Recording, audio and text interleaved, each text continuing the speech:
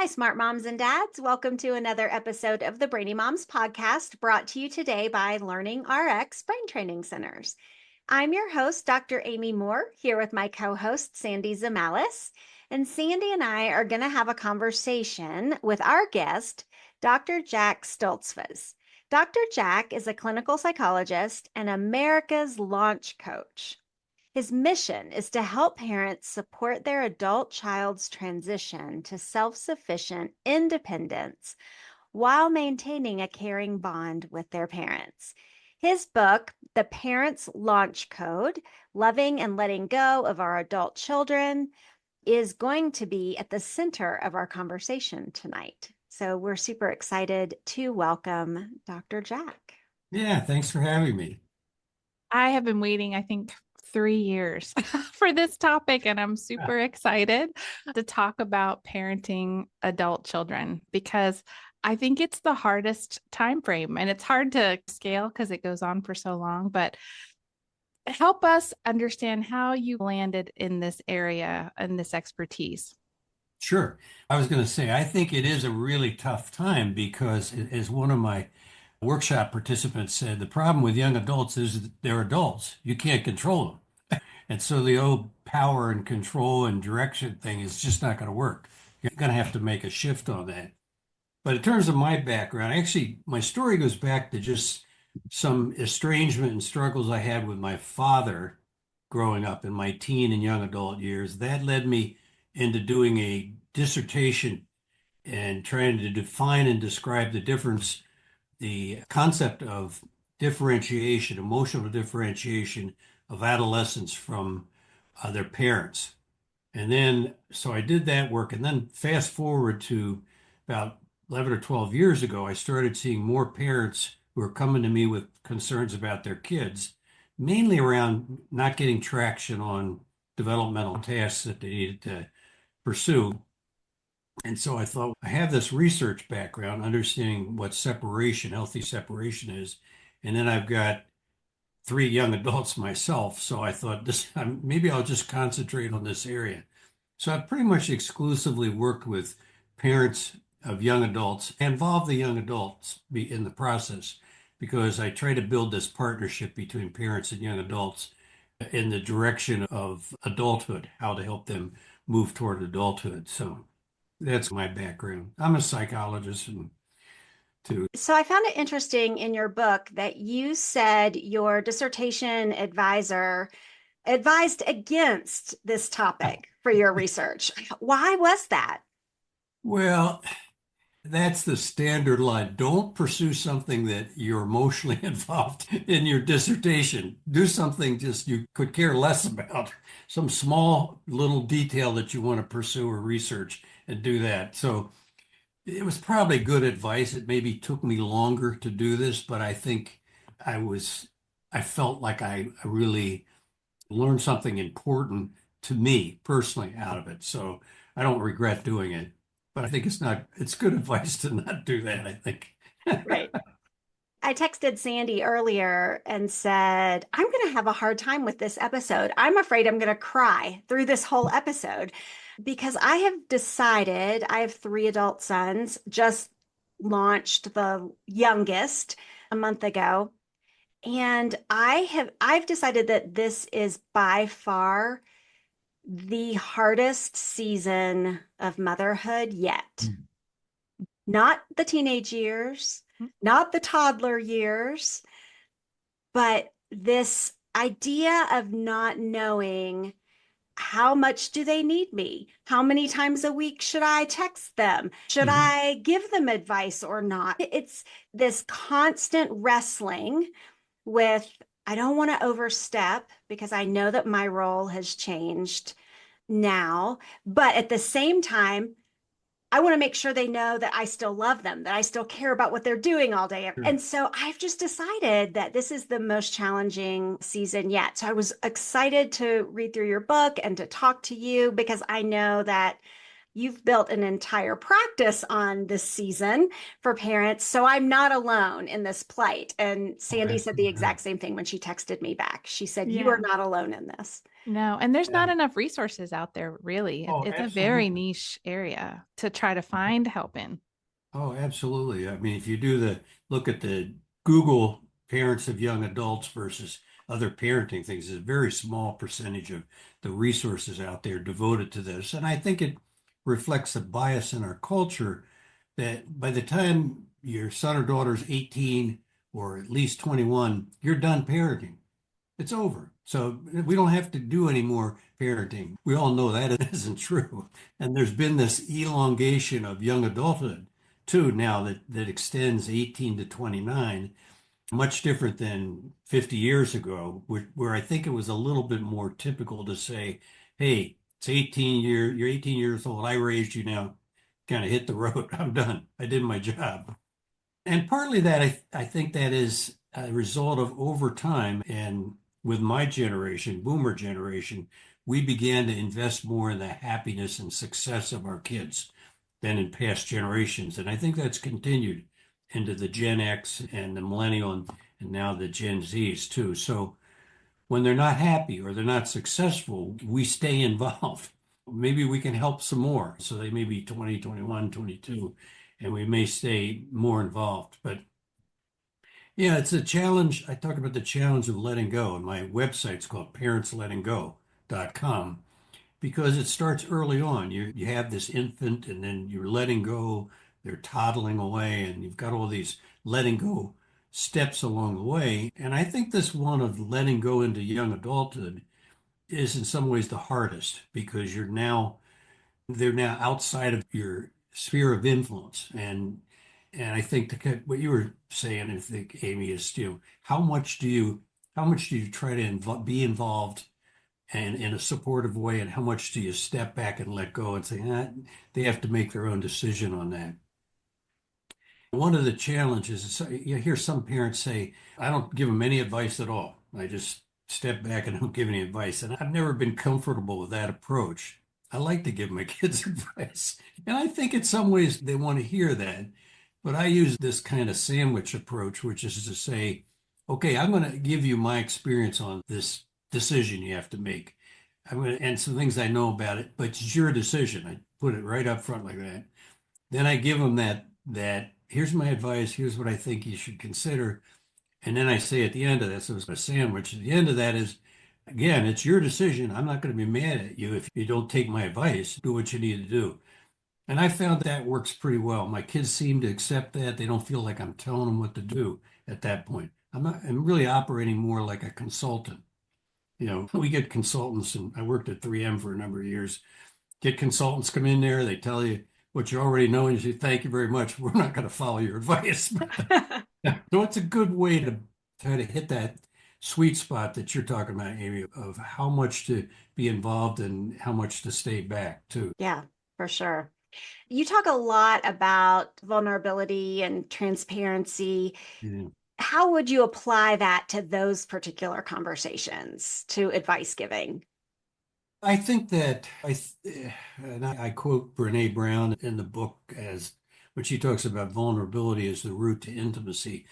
And I think parents sometimes hold back on talking about their own struggles, their own vulnerability, or even just, I'm worried about you or I'm concerned, because maybe that they'd lose some credibility in that. I got to be the one that is in charge and has it all together and all. But I think it opens up that channel of intimacy, and with relationships being highly reciprocal, you're more apt to get more openness coming back to you from the young adult too. Just say, look, and I think parents can talk about their own young adult experience, what worked and what didn't work, and also acknowledge it was a different period of time.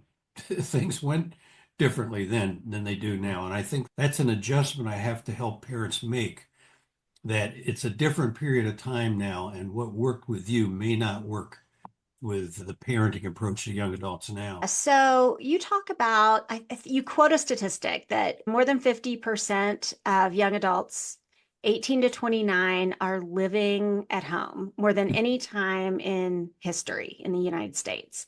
Mhm. Why? What's happening? What's different now? And that's a statistic that came from the Pew Research Group back in 2020.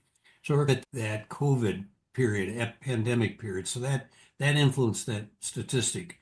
Right now, it's still 50%, more than 50% in the 18 to 25-year-old or 18 to 24, probably closer to 30 some percent if you're in the 18 to 29% right now. But it still is high.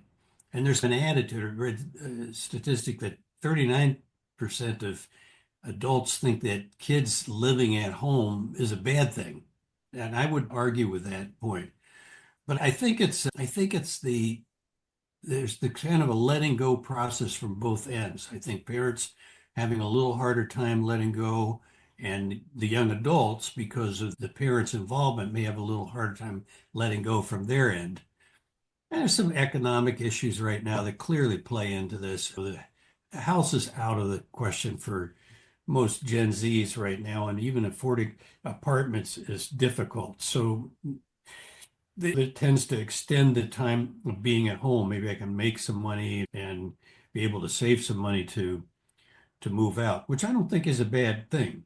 I think there is this bias though in our country that if you're not out of the home by your early 20s, that's a concern, or the alarm bells go off when it's 26, 27, 28. Mm. If you go to India, I had this podcast with this Indian podcaster, and he was saying in India, if you're 23, 24, 25, living outside the home, there's something wrong. That's a problem because they have this multi-generational experience, and these kids are at home. 20% of couples live with their parents in India too.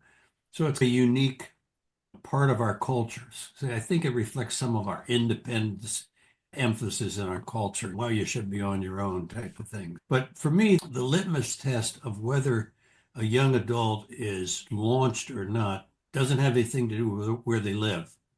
It has to do with them being self-sufficient and responsible. And then I add a little piece on that's different than I think many of the people that write in this area. And that is that they have a positive connection or caring bond with their parents. Because I'm concerned about the emotional part of that separation process too. So I put that in there. So they could be living at home, they've got a job, they're contributing, maybe paying rent or helping with cooking meals. I, in my opinion, they're independent. They're launched. They don't have to be living down the street or something like that. One of the other statistics that you had on your website that I floored Amy with when I read it to her was that 1 in 4 young adults cut off communication from their Yeah. parents on average for months or some indefinitely. And I definitely have noticed this trend of estrangement. And Yeah. it's like I told Dr. Amy, it was like my mortal fear. So I'm telling her, I'm like, that's lies from Satan. What are you talking about? You have a great relationship with your kids. And then she quoted your statistic. Yeah, And one I in went, four no is wonder you're scary. afraid of 1 in 4, right? Yeah, it's a scary Yeah. number. Can you If you talk about that a little bit? if What are you you Google seeing it, there? there's that's the lower end. You were being generous. Yeah, I mean no, that's probably accurate, but they talk about an average of 4 months, and I've read some other statistics that it's longer than that these young adults cut off their communication from their parents. But it's a heartbreaking situation for parents when that happens, and sometimes there's no obvious cause of that. And I don't know if it's the young adults that want, I just want to show I can make it on my own. I don't have to talk to my parents. And that probably plays into it because most of them reconnect at some time, except some of them will just plain cut off for good. And that's really, like I said, heartbreaking for the parents. It's a loss for both the young adult and the parent because it's not the way it should be. You should be able to have this caring bond with your young adult and your young adult with their parents. So it's a concern. I view my role as working upstream. I'm trying to prevent that. I want to prevent that from happening. And so far, I've been pretty successful because I work to bring the parents and the young adult together to work in a partnership way toward this responsible, self-sufficient independence. And so they're working together. And so it doesn't feel like I'm getting pushed out or there's a big argument about whether I should be out or not. It's really based on the young adult's plan and the parent working with them. And even at times where I've had parents say, "Look, you're not accepting the rules of the home. It may be things like you're stealing from us, or you're using drugs, or there's things that you're doing that we just can't tolerate in the home. So it looks like you want to live someplace else. Let's help you find someplace to live, and we'll work with you, and maybe we'll help you with some money for an apartment. Help give you some furniture, something." So that kind of softens that. It's not just like the kid may say, "You're kicking me out."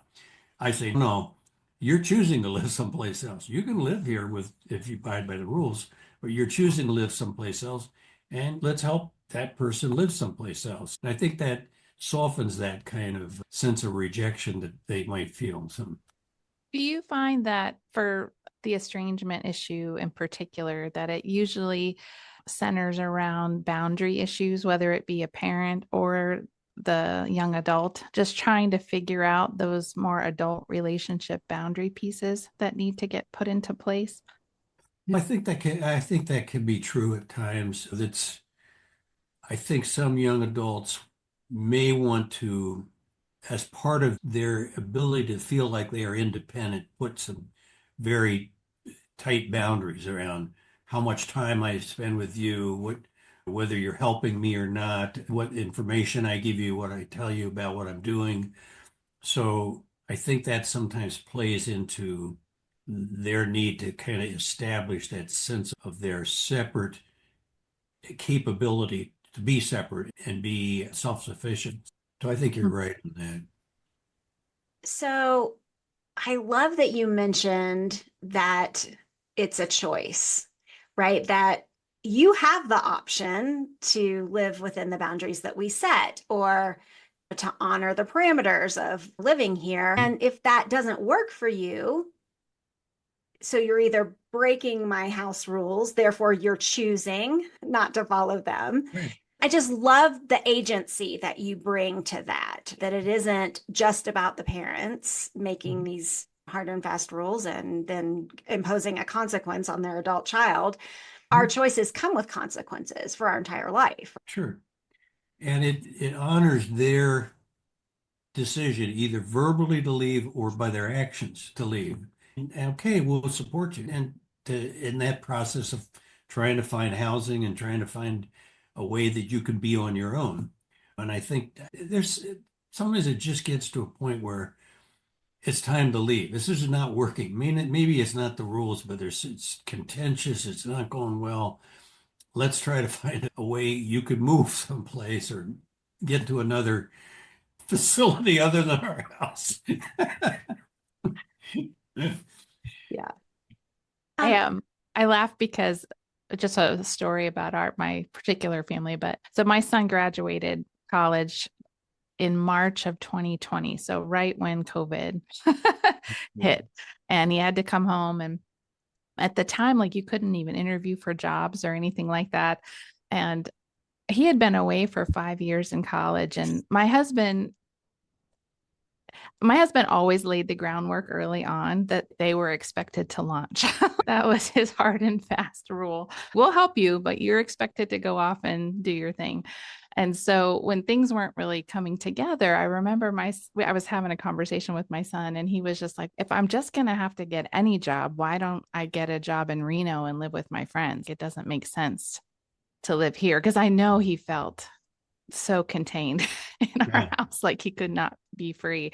And I think that was the best thing, the best decision he could have made. And he drove across the country and he went to live with friends, and we helped him in that decision. But a lot of times families have a hard time having those hard conversations of what's best, especially if there's any fear or anxiety on the parents' part about what's going to happen.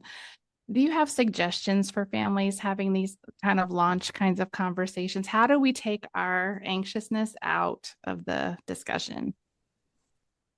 And it's unfortunately, I think the anxiety of parents is somewhat contagious, and the young adult can feel that anxiety at times too.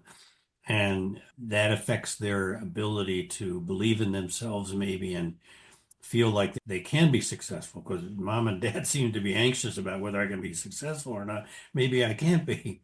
So it does play into it. I think that just having very kind of heart to heart discussions about where do you want to be in 5 years? I do this 5 year plan with a young adult. I figure that's about as far out as they can go. They say, what's your lifetime plan? I don't know. Even 5 years, I don't know. But usually they'll come up with something in 5 years. And I always say that the parents are just so relieved when they say they're not going to be living at home in 5 years. Thank you. But I've never had somebody say they just want to be living with mommy and daddy in 5 years. It just doesn't happen. That's what it's kind of wired up to be independent. So then we say, okay, let's say, how are you going to get there? Usually I'm working with 18 to 20, 29-year-olds, that age group. But I've worked with a 16-year-old recently. He's not going to school. He's just refusing to go to school, telling us I'm not going to go. I did a 5 year plan, and he's going to graduate from college in 5 years, at 21.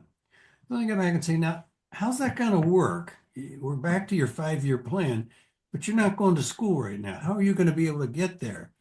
So now it becomes something like his decision about whether he wants to go to school or not, because his 5 year plan is to get to that college graduation.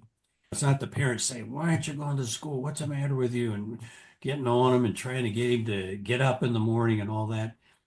Once it's part of his plan and he starts thinking, yeah, I guess I'm not going to get to that college graduation if I don't get to school. So I really believe in working off the young adult's plan. And the parents sometimes cringe when in 5 years I want to be a tattoo artist.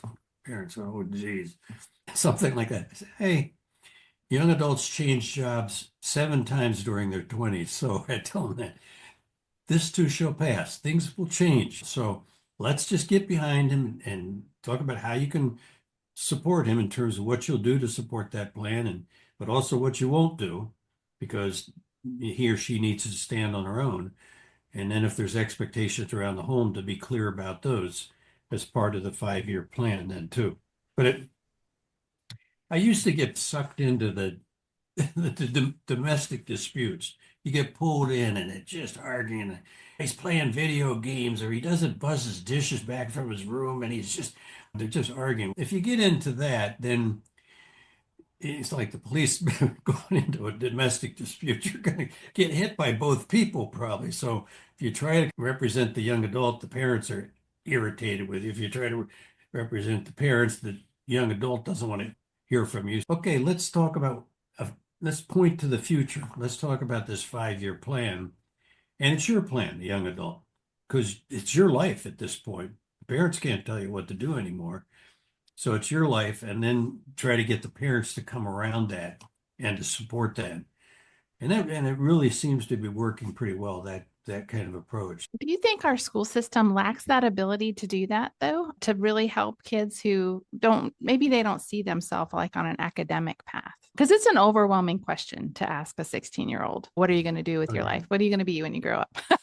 Yeah. Right. Yeah. But if you break it down, I love your idea of that 5 year plan, but I'm guessing from a parent perspective, you could even break it down to a 1 year plan. What do you see yourself in a year if 5 years is too big? Sure. But it's that breaking down a vision so that it becomes more doable and it's easier for that individual child to make decisions on that plan. And for a parent to say, hey, I saw you made this decision. I'm concerned it goes against your plan. Tell me how Sure. these two connect, because I'm not seeing that, and help me understand. Yeah. What I typically do when I interview the young adult, I start with that 5 year plan. Where are you going to be living? Will you be living alone, or would you think with a significant other? And then what do you think you'll be doing? And that can be vague. But then I go to, if you want to get to that, that position where you're independent, you have your own job, your own money, your car, and all that.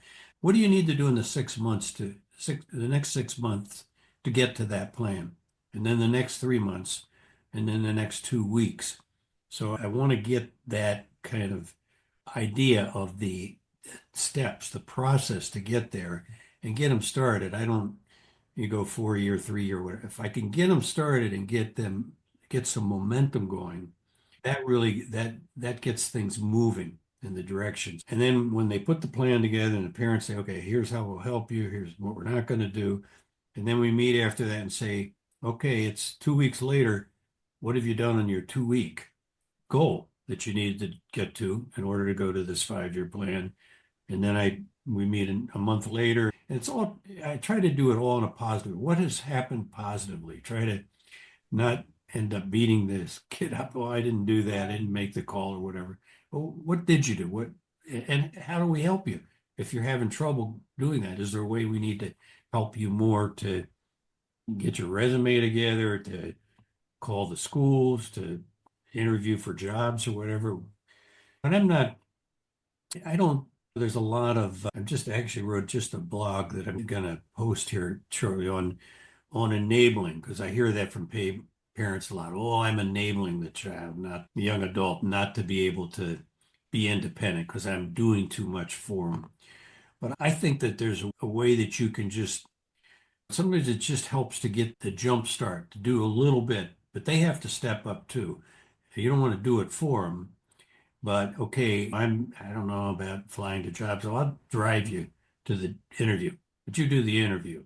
I'll help you with the resume. I'll give you some input, but you're gonna write the resume basically. So I don't think those are ways that parents are somehow hindering or doing enabling in a negative sense of the word.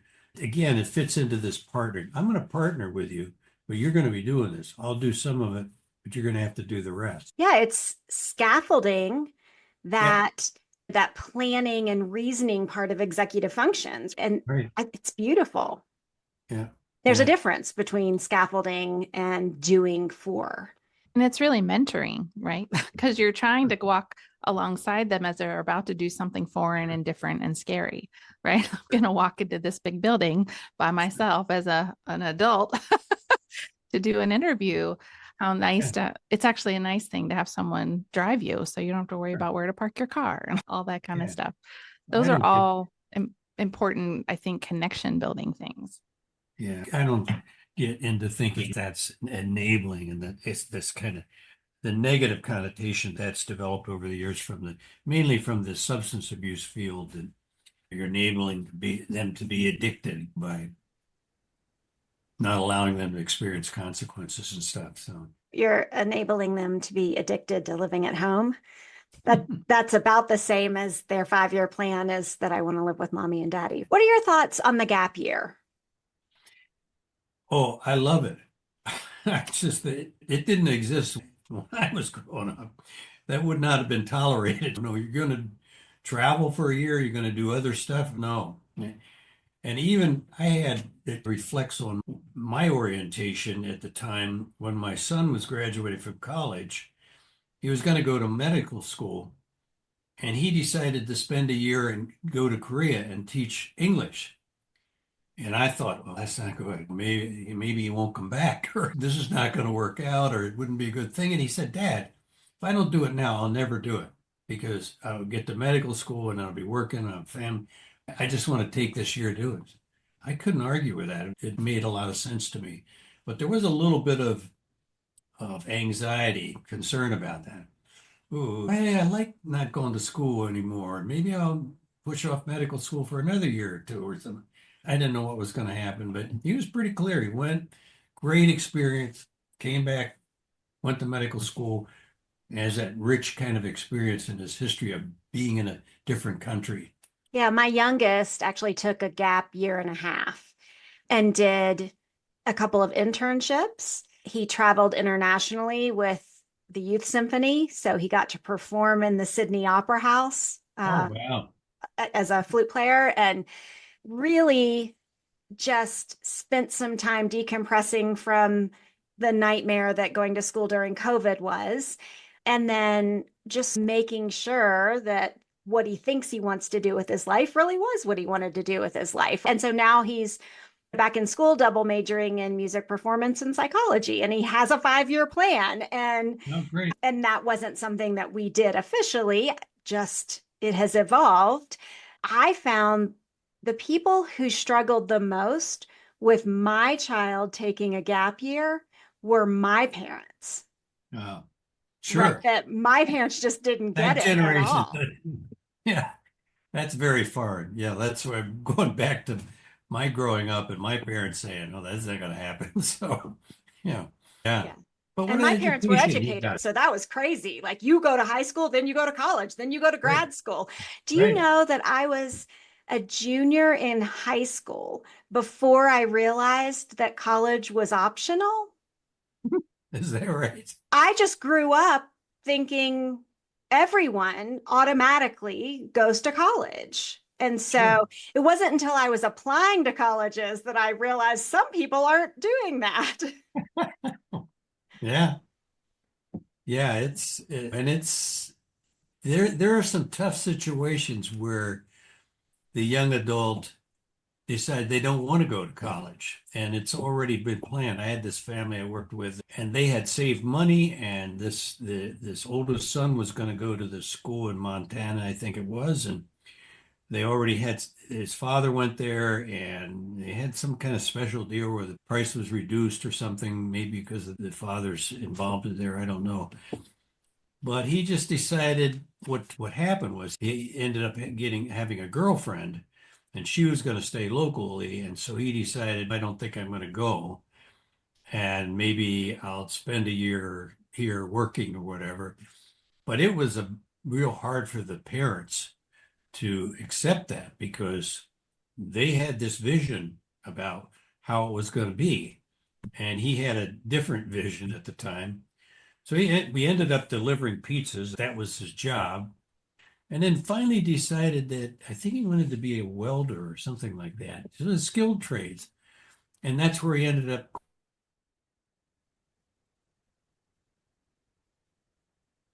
training at that. Okay, if that's what you really want to do. But I think there was some real kind of added.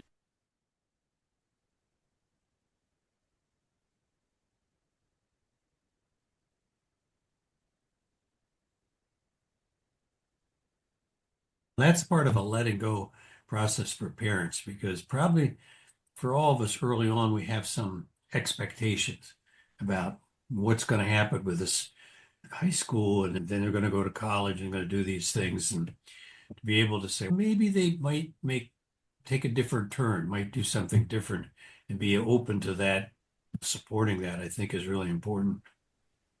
And what are the consequences of not being supportive of that idea?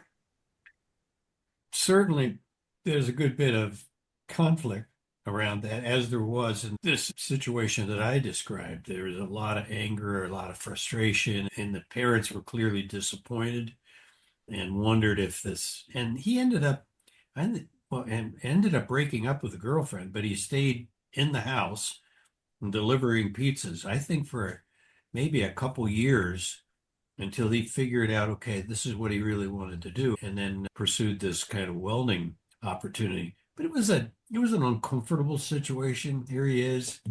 He's now 19, he's 20, he's delivering pizzas. He's in the basement, and they don't have a lot of contact with him. He's not doing real communicative with them. And they're wondering, is he going to do something different? And I don't know what prompted him to all once think, okay, I want to do something in the skilled trades. But somehow that came to him, and then he decided to move in that direction and has done well with that. He did try community college, a couple of classes, just didn't work out. So he just wasn't into going to school at that point, and somehow got the idea that he could go into the skilled trades. I wish more young adults would look at those options in the skilled trades. There's so much of a bias, I think, in our culture that you got to go to college. And that's where that somehow you're a kind of a status issue in some way. And yet, if you look at the earning power, if you go into the skilled trades and you earn a certain amount of money over time, compared to the college student who comes out with a degree in, I don't know, communications or something and bounce around some jobs, there's not a lot of gap in the income over a lifetime period. There's the kind of status. Everybody should go to college, or there's something wrong with it if you're not going to college. And that's a shame, that kind of view. I mentioned in a previous podcast that I really think that college is the new high school for our kids because my mom in the 70s, or no, probably 60s, late 60s, when she was in high school, they had all sorts of like enrichment and interactive activities. Now, this is out in California at the time. So, in her world, she would say, "Why don't you take a class on mystery writing?" I would look at her and go, "I don't have that option." Yeah. But that was how she grew up. She got to try all of these things. There wasn't this Oh, rigid sort of like high school, I would say, syllabus that we're running down right Jesus, yeah. now. And so none of the really trial and error stuff comes into play until college. And then it's almost like you were saying, a little too late. So kids that would maybe thrive in more hands-on career like welding or like electrical work or those kinds of trades kinds of things. You either have to know that really early on in high school, and we frown upon that a little bit, I think, in some high school communities, some areas, we don't necessarily value it, but it would have been great for them. But instead, we push them on the college track, which Yeah. maybe is not the right path for them. But if they could try it sooner, we could maybe get them more confident and building towards that launch a little bit easier, much quicker. Yeah, maybe trigger their interest. I'm just thinking about it. When I was in high school, did wood shop and metal shop. I don't know if they have that, and I don't think my son ever did anything like that. I don't think that was available. My But that son took a drafting like course. I'd I like to remember do those that. stuff.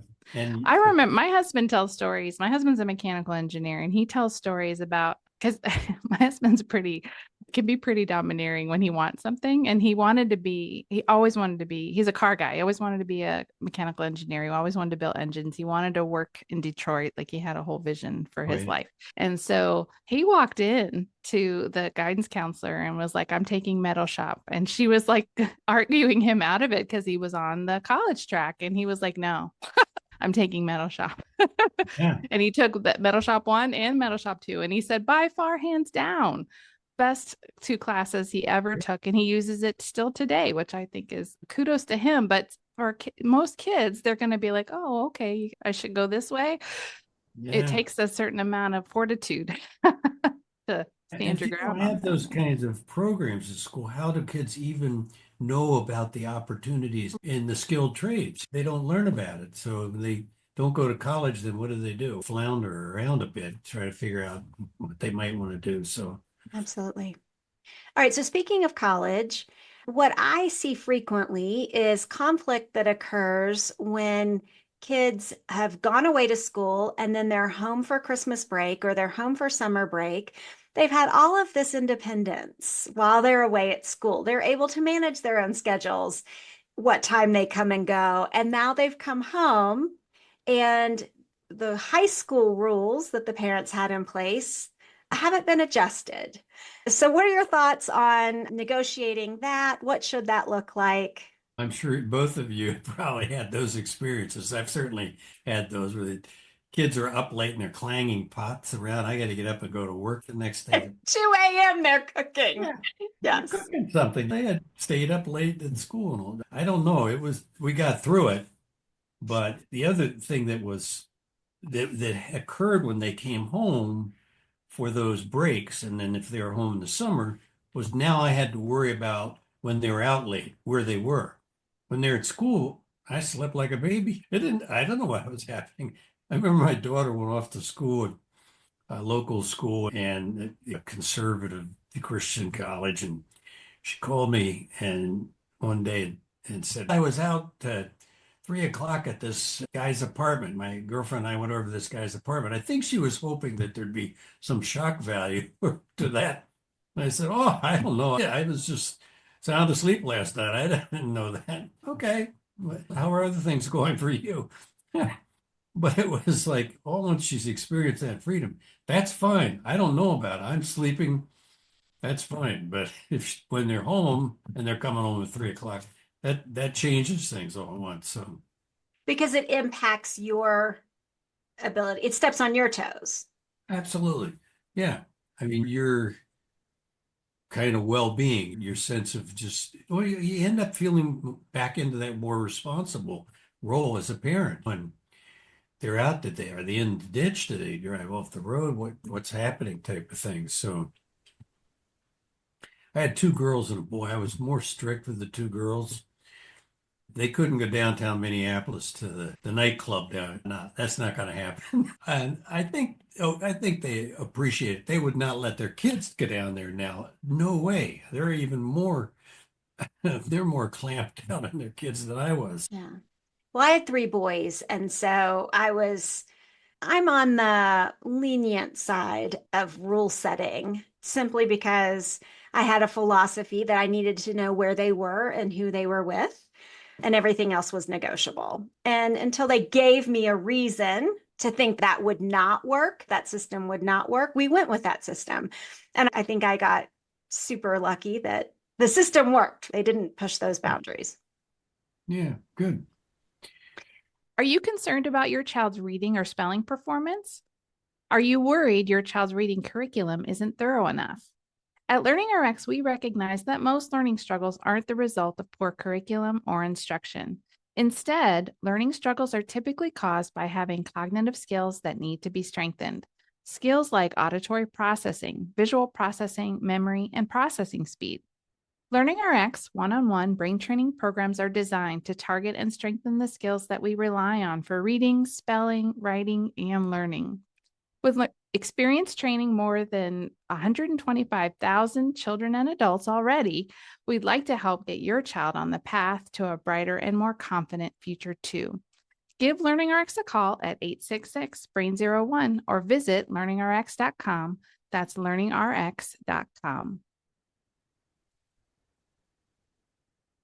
I Yeah, want to talk about paying rent. okay. That's a point of contention among parents from family to family, right? Where some families think that if you are going to live at home, you need to pay rent, and other families would never charge their children rent. What are your thoughts on the pros and cons of that? I pretty much say that if you're living at home, and I think I get good agreement across all the parents that I work with, you're either going to be working or you're going to be going to school or you're going to be some combination of that. Doing nothing is not acceptable. That's not an alternative plan C or D. That doesn't work.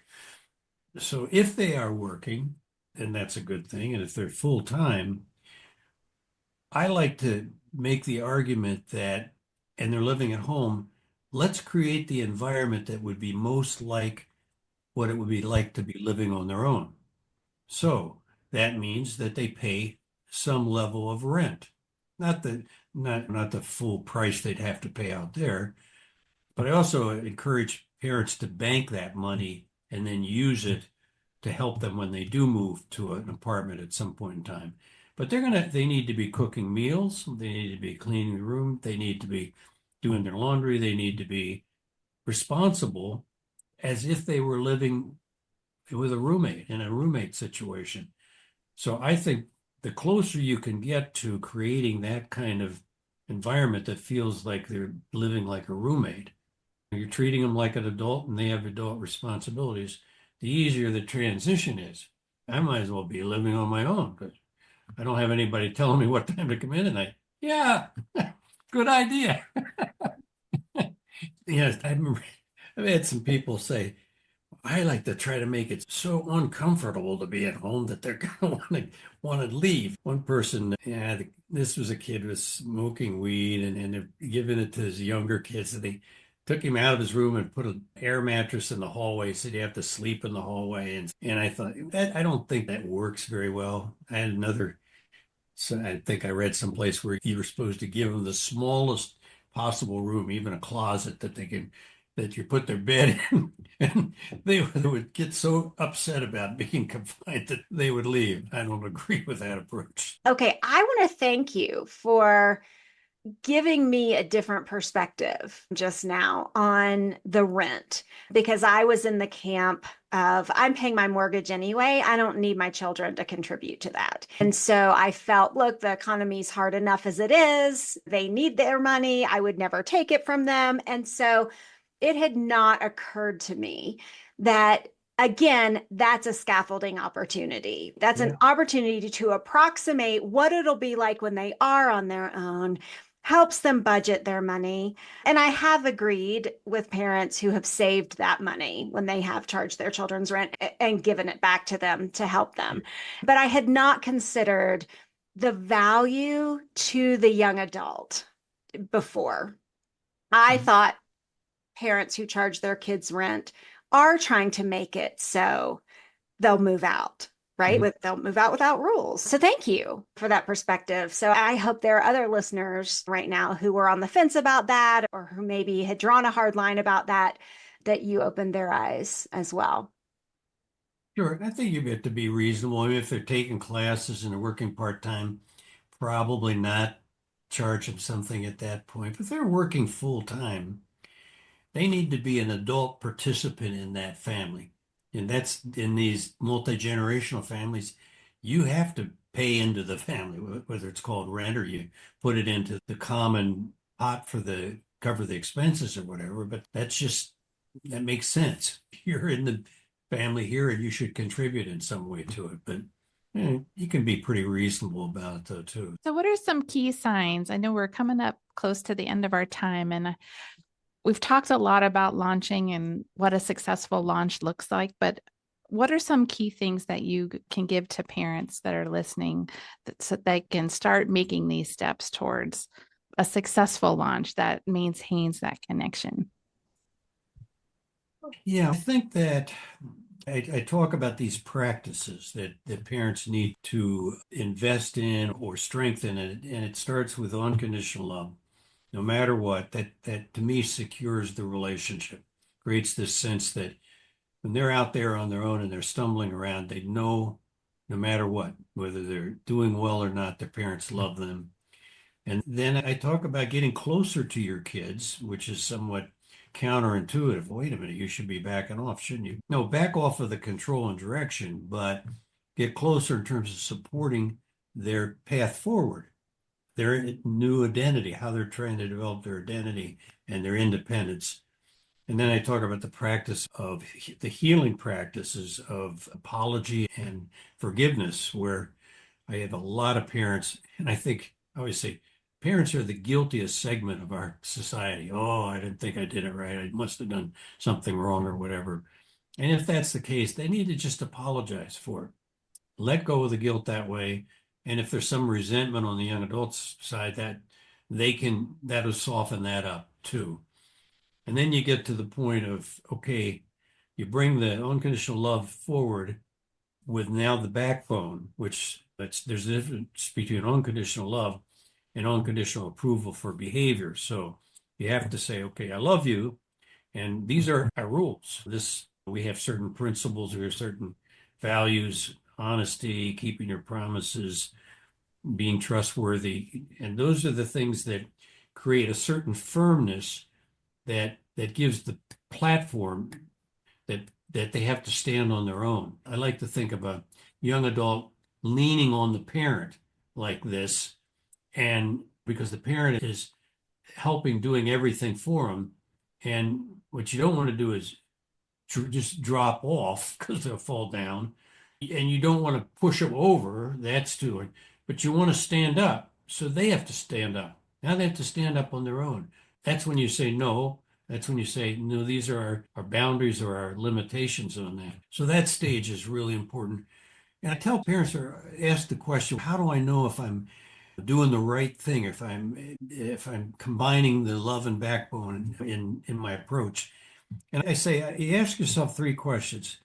Am I making this decision or taking this action out of love and not out of fear, anxiety, frustration, resentment, anger, those types of things? Secondly, is my decision or my action consistent with my values? That is, I believe in honesty and being trustworthy and keeping your promises and those types of things. And then the third question they ask is my decision or my actions likely to increase their independence or their dependence? I can't give advice on every decision a parent has to make, but can give you here's a way to test. Okay, I got to make a difficult decision. I'm getting pushed right now by this young adult to do something or I'm not sure I want to do. Go through those three questions. And then that final stage, final practice is the letting go.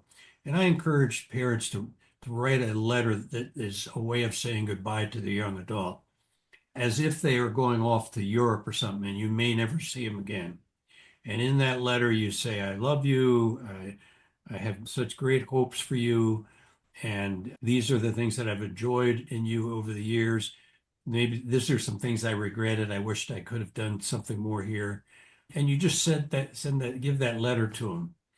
And all three of my kids have that letter. So they know that love that I have for them, and they know how my belief in them that I communicated in that letter.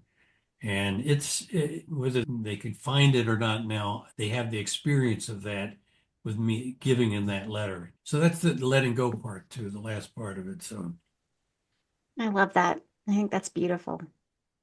Yeah, I'm like gonna cry. I was gonna make a point about it, we're but I was back like, to the nope, I hard can't part keep that it you started together if out I do with that.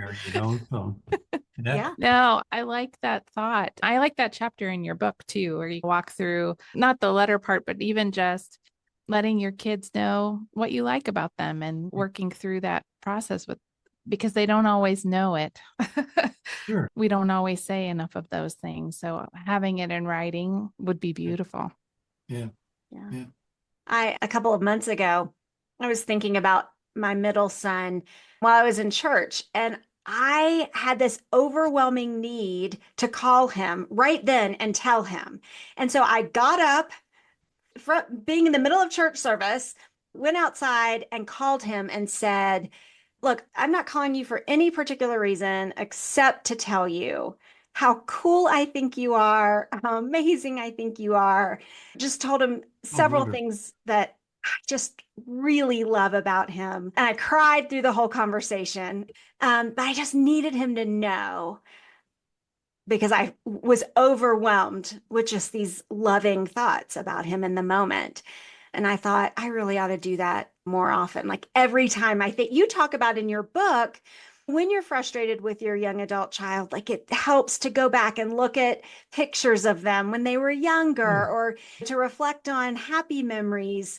And so I think that when those happy memories or really loving thoughts pop into our minds, we ought to share them Oh, right away. And it's absolutely. so easy with texting now, too, right? Yeah. That's so nice that you followed that urge, that intuitive kind of desire to do that. I would hope most parents would do that too, and not say, oh, and then they might think it's corny or they might not like it or it might be awkward. Just take the time to say you love them, take the time to say how much they matter, how Yeah. important they are to you. Now I'm going Well, to get emotional. I'm sure he thought I was crazy in the moment, like But he won't crazy. forget that, I'll bet. But it Yeah. it had to land in a way that made him understand that I think he's so special. Yeah. Yeah. Yeah. Dr. Jack, how can our listeners find out more about all of these great pieces of advice you gave today? Give a little pitch on my book, which Yep. is the parents, it says Jack's copy on there, the parents launch code, loving and letting go of our young adults. And that's what the loving piece is important to me because it's got to be both. We have to love them. At one point, I thought about, I had a different title, Love to Let Them Go or something like that. But it really is putting those two things together. And then so it's available on Amazon. And then my website is called parentslettinggo.com. So there's a lot of information in there. People want to go to my website and sign up. I do these blogs periodically, and there's a lot of information on the website too that most of the blogs that I've written, I'm up to about 150 of the blogs right now, address issues that have come up with parents of young adults that I'm working with. So there's typically, if you've got a question, how do I deal with this? It's likely something that I've dealt with in one of those blogs too. So thank you for asking me that. Absolutely. Our listeners just get so excited about the advice that they typically want more. And so we love to be able to offer them resources from our guests, especially when you have a book that they can just go buy and devour, like Sandy and I both did as well. Dr. Jack, thank you so much for being with us today. We really appreciate your time and your insights and your wisdom. And I just so much appreciate that you have devoted your entire practice and career to this really hard stage of parenting. So well needed and exciting to be able to have a resource to point people to from now on. Yeah, it's a pleasure to be with you. Thank you for having me. I've enjoyed this, and your insights and your questions are really right on target with this. So Well, good. All right, moms, thank you so much for being with us today. If you like us, please follow us on Instagram and Facebook at the Brainy Moms. If you would rather see our faces, we are on YouTube at the Brainy Moms. And we would love it if you would give us a 5-star rating and review on Apple Podcasts so that we can reach more moms just like you. That is all the smart stuff we have for you today. We hope you feel a little smarter. We're going to catch you next time.